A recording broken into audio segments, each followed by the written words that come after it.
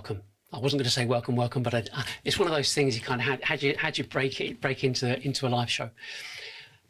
To start off with, most important thing, as CEOs, we have all pretty much sensed that something's been wrong for quite some time. You know, the kind of story, the pipeline looks active, Martech's running, SDRs are busy, BDRs are busy, but growth is either low, slow, or just simply unpredictable. And that is architectural failure. It's not execution failure. So you don't need more activity. You need an architectural redesign that establishes a commercial operating system, and certainly not another tech stack. So if your annual recurring revenue, your FTE, is weakening or getting worse while your Martech stack expands, that says the architecture's broken. So this live show series marks the beginning of a new phase for B2B businesses and new business development particularly, and revenue increase. So I'm Nigel Main, I'm the founder of salesXchange and the architect of the B2B commercial, the B2B commercial operating system. We call it a GTM OS, which is built around sales and not marketing. And I'm assuming that you run a business that sells tech, SaaS or services. So you're a sales company and you're not a marketing company. This is quite important. So to answer that kind of niggling question in the back of your mind, I think that we've all had and constantly have is that there must be something better out there. You know, or are we simply, maybe we're just not doing it right. The bottom line is, you stick around and you'll see something that is so radical, and it is simple. It will leave you wondering why we didn't do this years ago. And the point of the live shows, you could say, is like to, I don't know, put up a banner, put up a flag, put up a kind of lighthouse, because this is not about doing a pitch every week. You know, I've done that. It's on the website. You know, you can go and watch that whenever. And we want to cover different aspects of this kind of new way of working and look at how the processes can be changed and talk about the change process itself. Yeah. And of course, there can be questions, and you'll have questions, and you can send them to me or message me or whatever, and I'll answer them every week.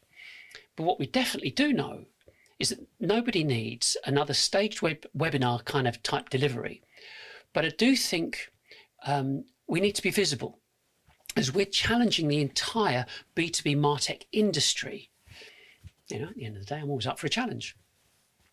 So back in the day, we always knew that people by people, this day or we still do.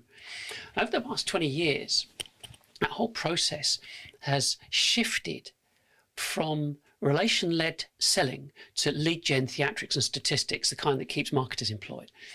And when it goes wrong, sales gets blamed. So I think the bottom line is B2Bs need to understand three main things. I think that's the best way to put it. How, or should I say when, consumer marketing logic entered into B2B, and why the tools that are available only optimize activity but not buyer readiness. And that's why the whole BDR, SDR type mathematics fails at that total addressable market scale.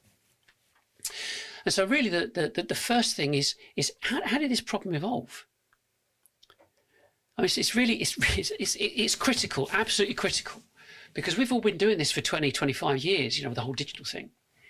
So when you understand that consumer demand gen works for the consumer industries because they're selling clothes, luxury brands, cars, insurance, and 100% they're not going to call you. You just know you're not going to get cold called by anybody in those brands. Martech industry drove this B2B confusion with SEO, pay-per-click, and all the advocates. But the advocates were the employed marketers who'd been wined and dined by Martech and instructed CEOs, you got to buy this Martech, you got to buy all this SaaS, and you might fail, you know, if it's not working, you know. It's not my fault. It's not nothing to do with me. It's just you're not investing enough. And so you've also got the whole process to do with BDRs. So they're cold calling, they're doing one-to-one. They're trying to reach your market one at a time. And that's why the success rate is in the region of, well, it was 300 to 1, then 400 to 1, then 500 to 1, of finding someone that might be interested. So over the time, marketing teams got bigger, they got more budget, more dependency, louder voice. But the reality is B2B buyers don't buy like consumers. We never have. So we self-serve, self-educate, remain anonymous, calculate the ROI. That's what we do. And that's why you've got that enormous 86% of that silent journey. I mean, let me I'm not going to do, like I said, I'm not going to do this whole thing based on lots of slides and so on, but have a look at this. I'll show you this one. Not that one. But that dotted line shows the dividing line between learning and buying, and that's the silent journey. And when you look at that and realize if you've got a 9-month lead time, then the 86% is going to be about 55 months. That's like 5 years. But then that fits in, strangely, that fits in with that whole process of mission, strategy, tactics. So you've got a 10-year mission plan, a 5-year in terms of strategy, and 3 for tactics. So that all fits with that lead time of people looking to buy stuff. So the point is that, you know, when you look at this whole process that we've been given, you go, well, we've got all this tech, we spend thousands and thousands every month. So why hasn't it changed anything? And if you look at if you look at the market, we're relying on cold calling, demand gen, lead gen, AB, and pay-per-click, but less than 1% converts. And if you look at the failure rate over the past 20 years, it's like 20, 30, 50, 70. So 20% fail in the first year, 30% in the second, 50% in the third. By year 10, 70%, compound that, 91.6% of all businesses fail. And it doesn't matter whether you're bootstrapped or invested, it's going to happen. And you've got to let that sink in. The Martech has not changed anything. Businesses fail at the same rate as they always have done. And even if you look at invested companies, 40% fail, 70%, 70 or 80% don't reach their own targets, 95% don't make an ROI for the investors.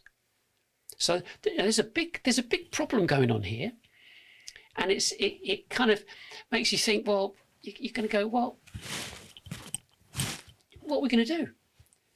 And if your annual recurring revenue, full-time equivalent, is only knocking out around about 80, 90 grand, that's too low to be sustainable. That's really important. And if you look at the process that we've been, you could say, subjected to, you know, you're looking at all this technology coming in, and then you've got those green arrows. One of them says 97% buyers hate filling out forms. The other one says that you've got a success rate in cold calling of 400 to 1. And now you've got what everybody's doing is scrape and spam.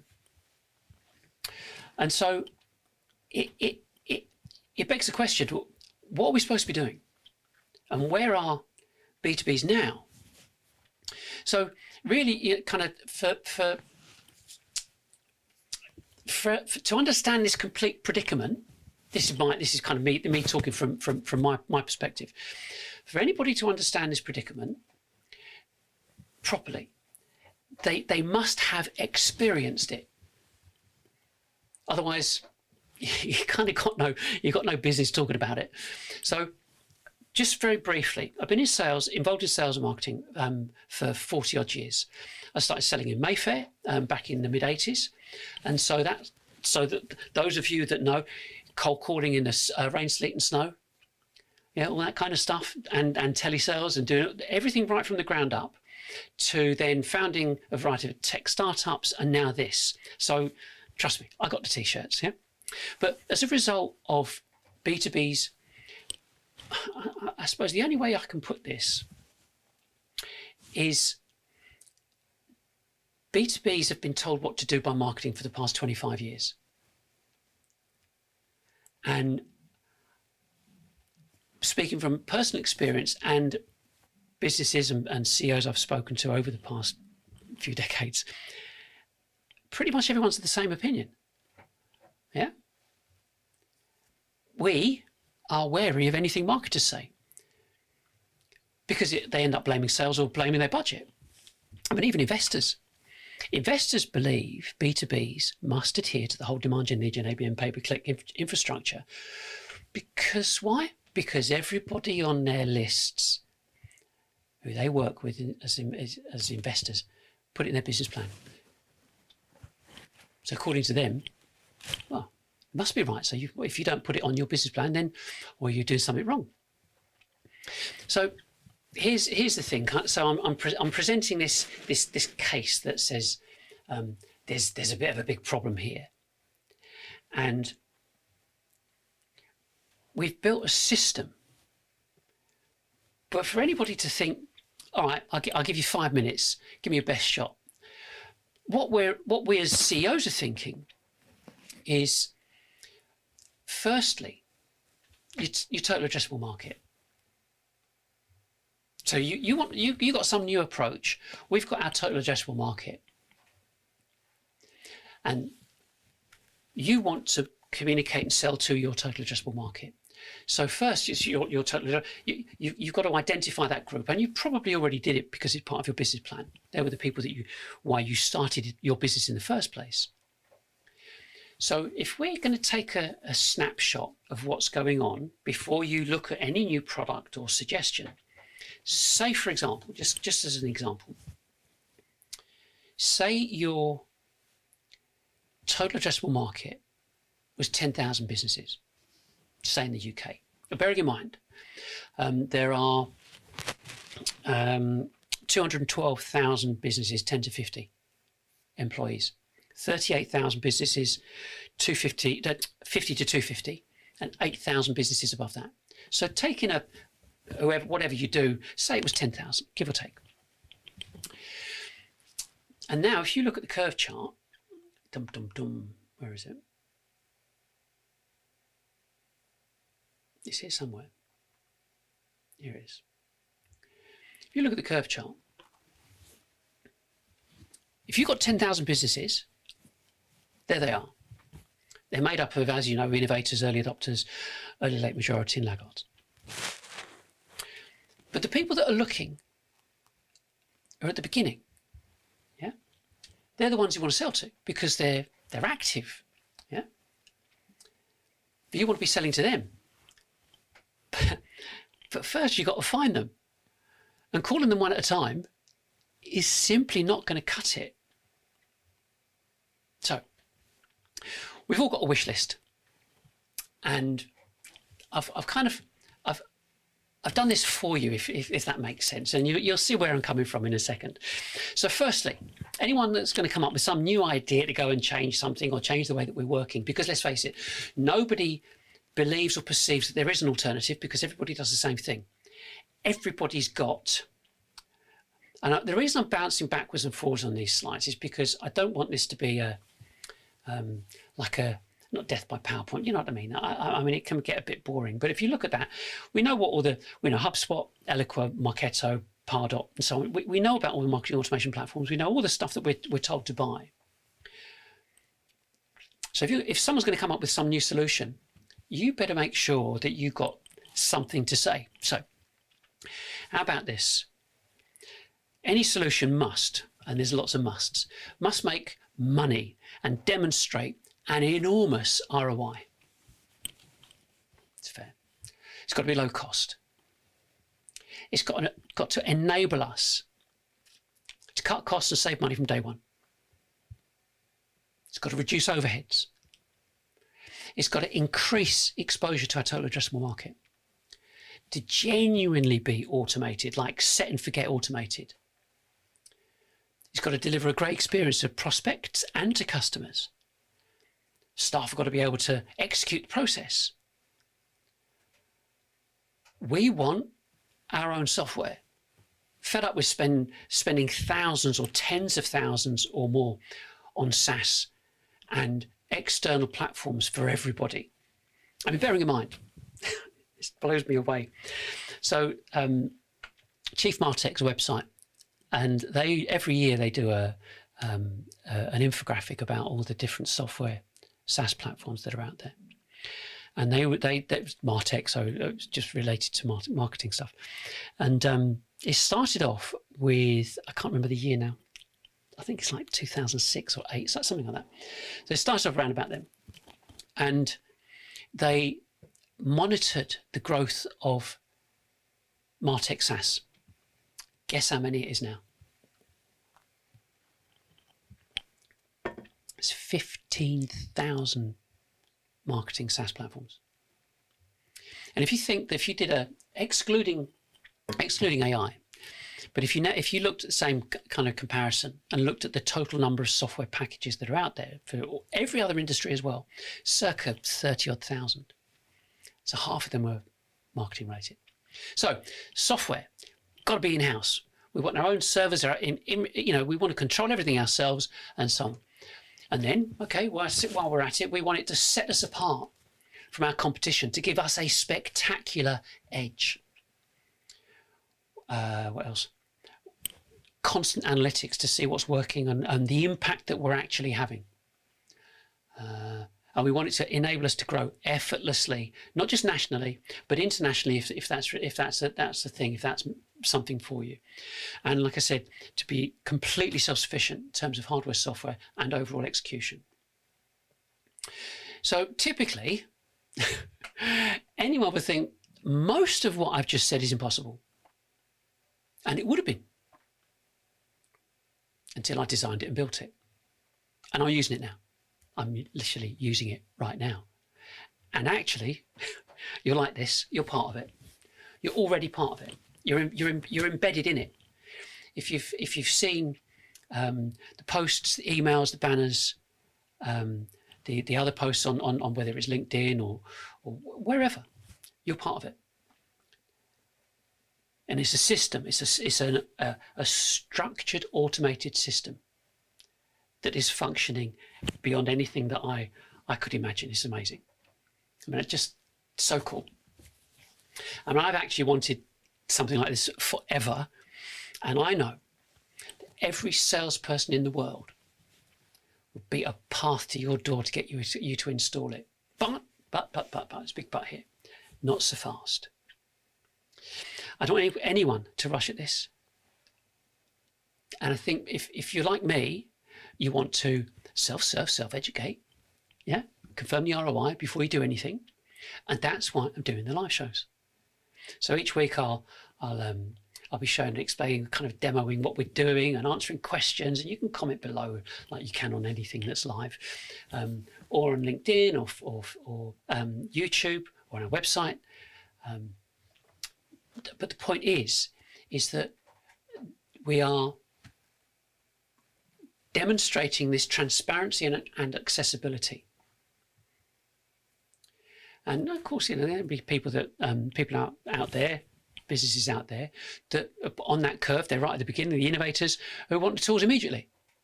And I showed you the curve. Excuse me. But the thing about the curve, and this is what I find quite special, really, is that so I've got this illustration here. These are your customers. Forget mine. These are your customers. These are the people. If you've got your prospects, your best prospects are at that front, those are the first stage, the 16%. Yeah. So you need to have a method that enables you to reach out and connect with them, because that's where the business is, not at the other end of the scale. And phoning one at a time, not working. Doesn't work. Stopped working. Did it ever work? Probably in the 80s, early 80s, maybe the 90s. But the thing is, once you see what we've got to offer, And I think you'll decide what you want to do. Yeah, and this is. I'm saying this deliberately because it is complicated to an extent. And the reason I say it's complicated is that if we've been doing this for the past 20 years, switching from something is difficult for a number of reasons. And I think one of the kind of more a thing that we can do now, which we couldn't do before, put salesXchange and our URL, put it into ChatGPT, Gemini, Claude, whoever you're using, and ask the LLM to give you a full report on salesXchange. And I say this because it's pretty one-sided out there, and until now, really, let's face it, no one's really had a choice, because of HubSpot, Pardot, Marketo, and so on, and the whole demand gen, lead gen, ABM, pay-per-click, and SEO. That you just have to do it that way. But to come along and say there's a different way, I'm telling you, it works, it's brilliant. Just makes you have to stand up, kind of take a step back and think, okay, well, let's just take this a bit of a stage at a time. And talking of stages, let's talk about this GTM operating system that's been designed. There are 5 stages, okay? And I'll show you some of the slides, but what I don't want to do is just, like I said, make this just a pitch. I just want to give you this overview, this suggestion, because we've got plenty of time. I'm doing this next week and the week after and the week after. You can dip in whenever you want. You can watch me live whenever you want. But you can go on the website. I mean, everything's on the website. It's completely open access. I'll come on to that right now. So the thing is 5 stages, and it's pretty simple because it's aligned to how you and I, how we both buy. It's not being clever. It's just saying this is how we do it, isn't it? So the first thing we start off with it's a preparation, is open access education. It's about teaching your customers how and why they should buy from you. And I think that once your prospects get to know who you are and what you're doing,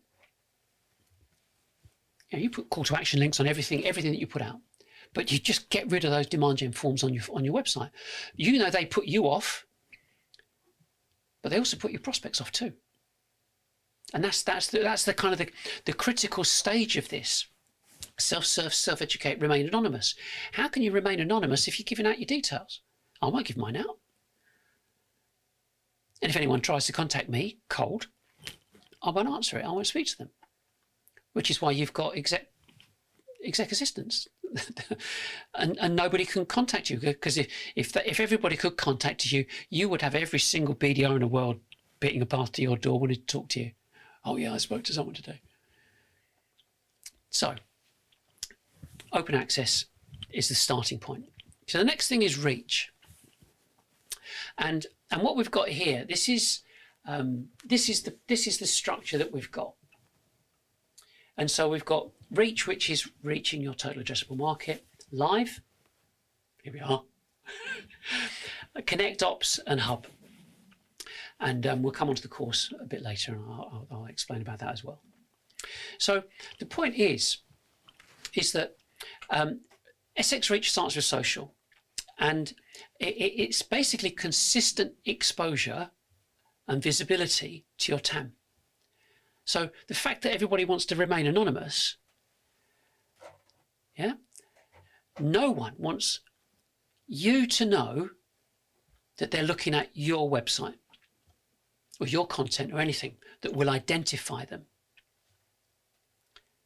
And if you think about lead scoring, reverse IP lookup, I think it's lead forensics, Candy, a variety of others, saying, oh look, they're looking. And now what they're doing, they'll connect. So you've got a business organization here. On the other side, you've got consumer analysis.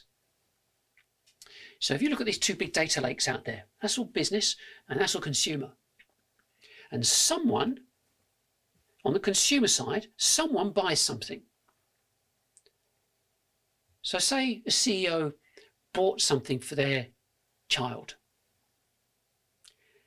That IP information gets linked to the business information. So they've got your IP address on this side, and now they've got your IP address on the other side. Match it up. You'll get calls on your mobiles. How did you get my number? Oh, I'd have to, whatever. So now you can see why it's like an element of desperation. Okay, but the whole exposure strategy needs to be based upon them staying anonymous, and it must incorporate repetition. There's a book called Thinking Fast and Slow. Lots of people say that they've read it. Some do, some don't. And the thing is that page 66 shows how much I took notice. Page 66 and around about there, there's a colleague of Daniel Kahneman called Robert Zajonc. So Thinking Fast and Slow is what Kahneman said was, you hear things regularly and so on, and it makes you think, because you've heard it so often, it must be right. So you think it's correct. Because it requires, they call it system one, it doesn't require processing, that makes sense. Whereas if something is not familiar, you have to stop and research it and so on. So you've got speed and you've got research. Research is slower. You then got Robert Zajonc, who looked at repetition. And with animals, if an animal saw another animal walking past it on a regular basis and it didn't eat it, it was probably safe. And that's where you've got this whole repetition, and you look at repetition on television adverts and all that kind of stuff. And so there's this element of ongoing repetition. And even what I'm doing now, a certain number of people will watch this. Next week, could be the same, could be different, could be more, could be less. It doesn't matter. It doesn't matter. As long as it keeps happening. And this is the same with the information that gets sent to your prospects. So, I mean, if you've seen my content, so what I do, I combine a primary call to action and a secondary call to action, which you've basically seen it. If you've seen the posts, you know what I'm talking about. Maybe I should do the right thing and just show you one here. There we go.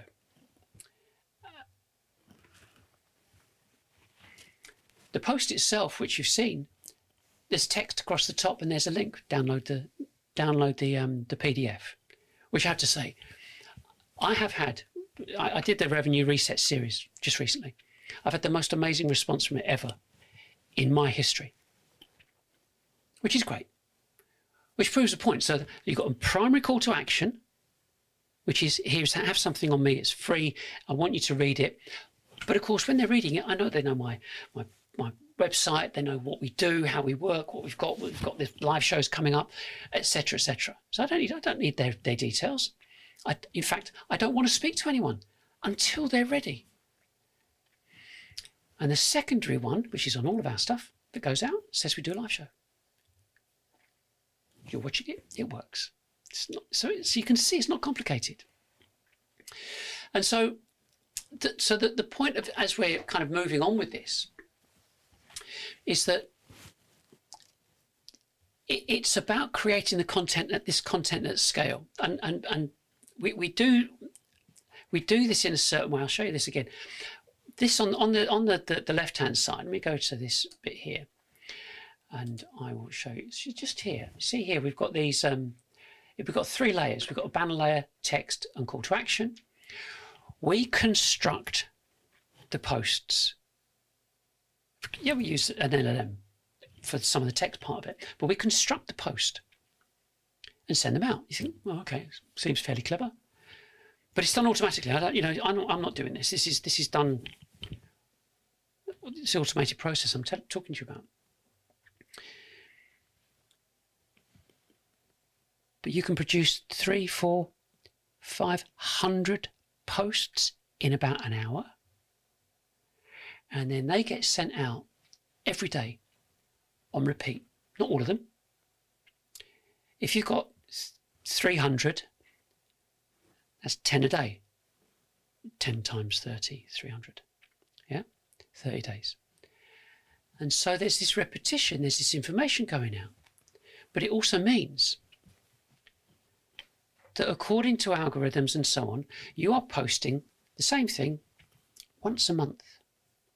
But to create, tell your teams to set up or to post out and create 200, 300, 400, 500 things is madness. They think you've got bananas. But the point is, the illustration of layers is important, and I think we're a little shy of 600 posts going out every month. And that alone, just that fact alone, means we've moved away from marketing and the creative process to a systemized architectural approach aimed at gradually becoming consistently visible to a market that wants to remain anonymous. Absolutely critical. So the next part, those posts go out to people you don't know, because they go on LinkedIn. For example, we'll just stick with LinkedIn. It goes on LinkedIn posts. So you and the company and anybody else that has accounts on LinkedIn can have this information sent to the people that they are connected to them. So suddenly you've exponentially increased your exposure massively. The next is the emails. And so when you send out emails, same thing applies. I'm looking at this, trying to find my emails now. The same thing applies, that you send out emails to people that you have an email list from. So you've already got it on your CRM. You've already got a database. And if you haven't, go and get one. Okay? Because the way that we work, so we're incorporating email and banners because they need to be incorporated strategically. So if you email as we've done, we incorporate the banners via LinkedIn aimed at the same market, and you use LinkedIn Campaign Manager for that. So this means they'll see your email, great. When they do go on LinkedIn, they'll see you again, which is even better. And it's about maintaining visibility, like I said, to a market that want to remain anonymous. So you keep teaching, you keep offering educational content, no strings attached. And when they're ready, as always, they'll engage. So that's showing what we've got set up in terms of social posts, emails and banners. And everything drives traffic. All that activity drives traffic to your weekly live broadcast. So they get to know, like and trust you. And if you ever thought cameras, mics and lights were difficult, think again. I mean, once this process is set up, one button, press a button, you go live, like I'm doing now. There's nothing simpler. And if you think, people want to listen to people talking. That's what happened, during lockdown. You get a couple of sales guys, people within your company, proper, well engaged, having a chat. That's what people want to do. That's what they want to look at. And that's why video or podcasts and video podcasts are so successful. Because people want to engage anonymously. And that's a fact. So then the next thing we move on to is what we call SX Connect. And I think this is cool. You'll like this. You'll definitely like this. So whether people are watching you live on your website, or they're watching your live show, or they're just on your website, doesn't matter. Look at the social post. You're building this I suppose it's strategic activation, but at scale. So basically what I'm saying is anybody watching you can book a meeting with you once they feel comfortable. Go, do you know what? I quite like this company. I think I could work with them. I want to find out a bit more. You know, they've downloaded, they've done this, they've done all the variety of different things. They now know, like, and trust you. And right now, depending on where you're watching us, you could be watching us on our website, on LinkedIn, or on YouTube. And in the description, as you've heard people say before, I'll just click the link in the description. Yep. And you can click a link in the description and book a meeting with me. You think, okay, well, there's nothing special about that, really.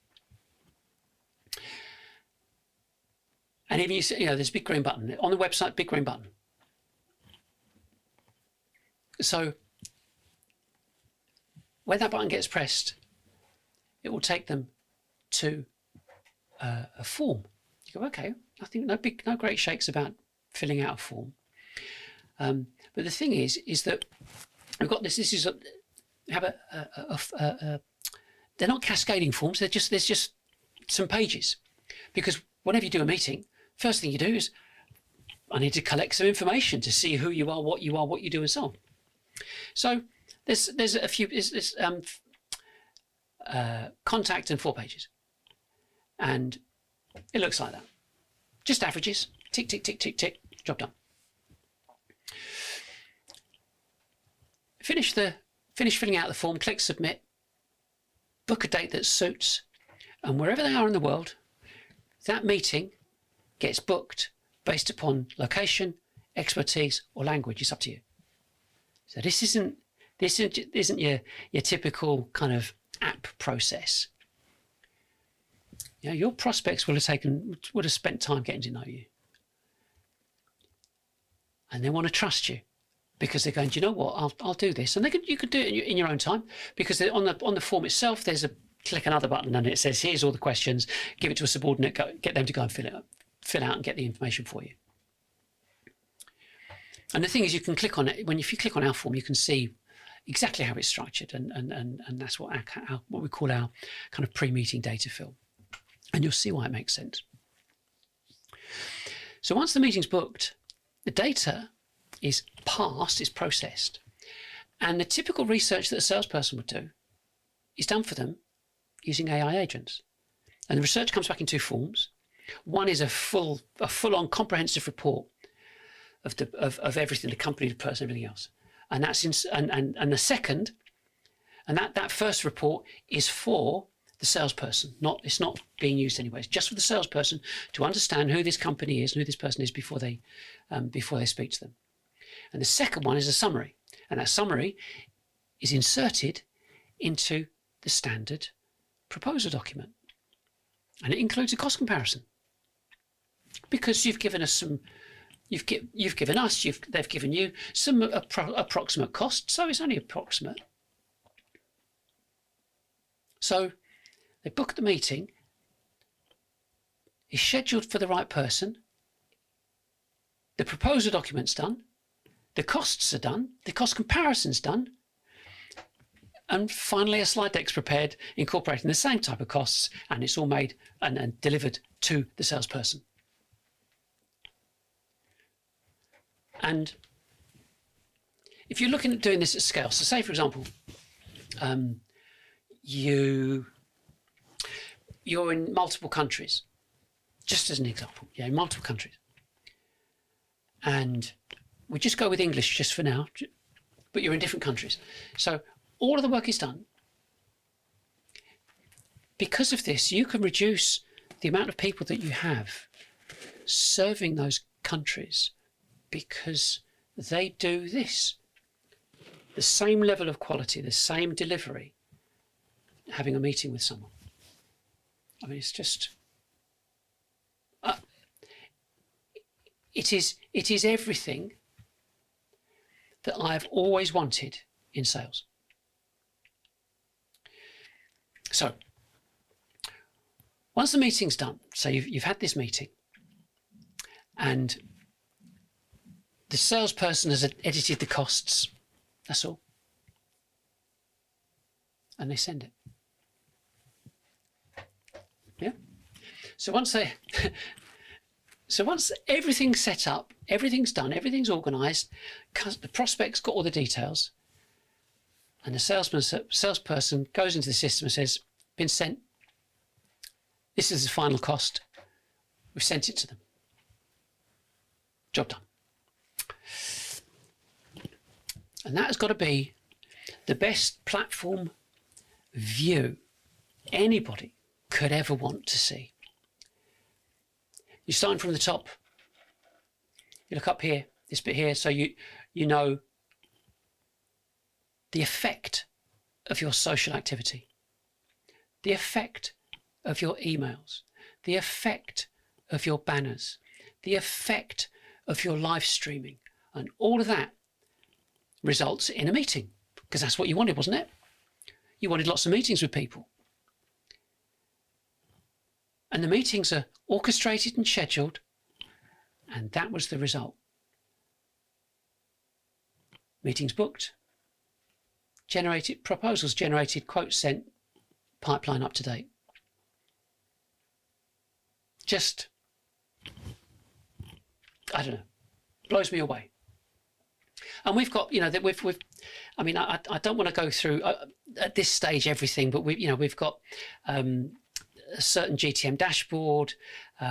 We've got how you structure and set up the emails and send them out. We've got where are we? Right the way to other ops related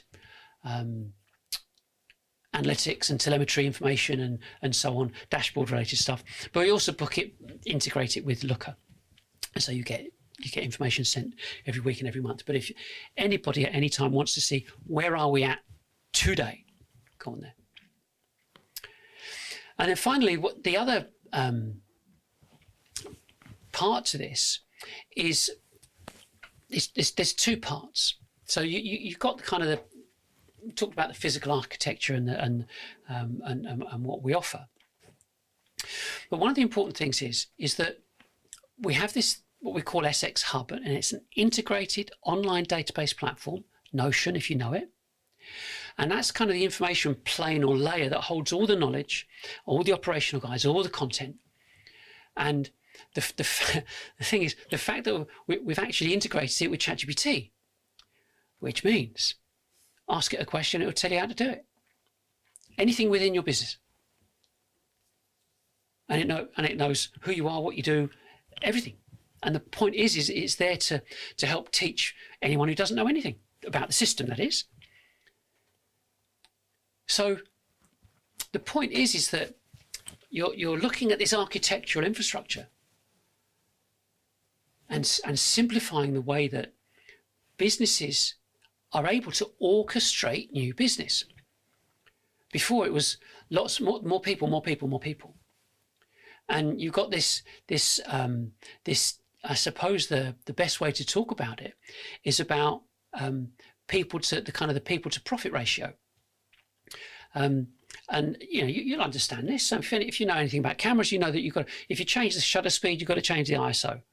If you want a faster shutter speed, you've got to increase the ISO, and so on. So you've got these kind of three-way things you've got to do. But in business, if you want more business, you think, oh, maybe we have to take on some more salespeople to get some more business in. No, definitely not. Marketing will say, well, if you want to do more business, you've got to take more of us on. No, definitely not. The opposite. In both cases. So we're looking at changing this ratio, the people productivity profitability ratio, because you can. I mean, that's the bottom line. And I said it earlier. The whole point of this is, and what I'm saying is that I'm not expecting you to go, I'll buy this, get this from salesXchange now. No, I want you to leave this and go, oh, there seems to be an alternative. Maybe we should find out about it. That's it. We're good. Now, the other part, which is really important, is that when you try and do anything different, yeah, can cause problems. I mean, this isn't just about plugging in a new server at your offices. You know, you could say that the ongoing driver of this requires new thinking. And as you're probably aware, you've probably read everywhere, you know, if you've got digital transformation, any new kind of structure or change management, it's got to be carefully considered. I mean, if it's not, it will lead to a lack of buy-in from a variety of people. And because of that, we developed a comprehensive online training series that is self-paced.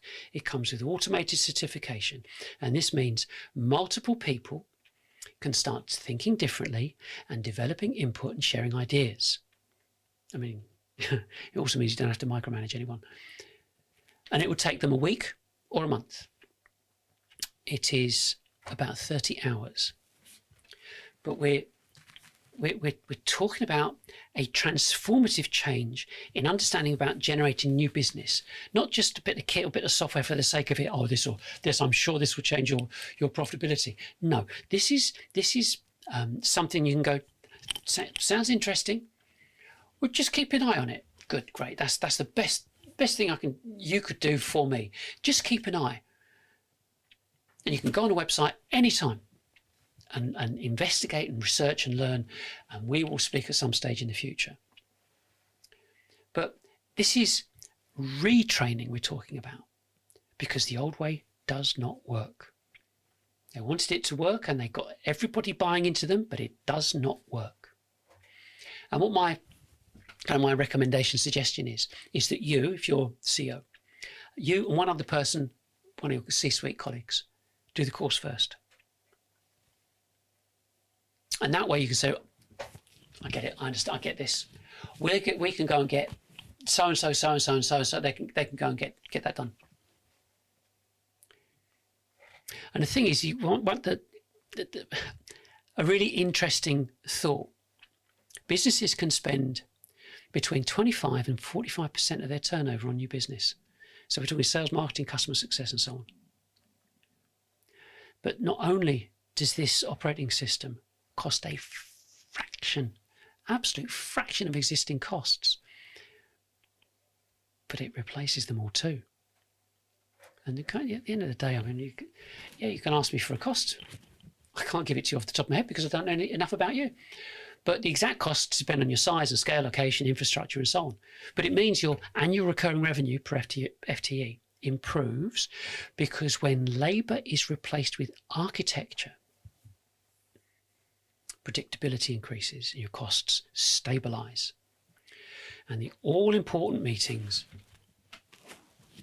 is kind of like, I don't know, readiness driven. I mean, it's all good. I mean, I'm going to definitely kind of come into a close now. But I hope that I've given you enough of an insight to what the future can hold for your organisation. And I think this really is that it's got to be the most exciting development or change for B2Bs, because it puts the C-suite back in control of the whole journey. You know, it doesn't force you into a straitjacket, a marketing straitjacket.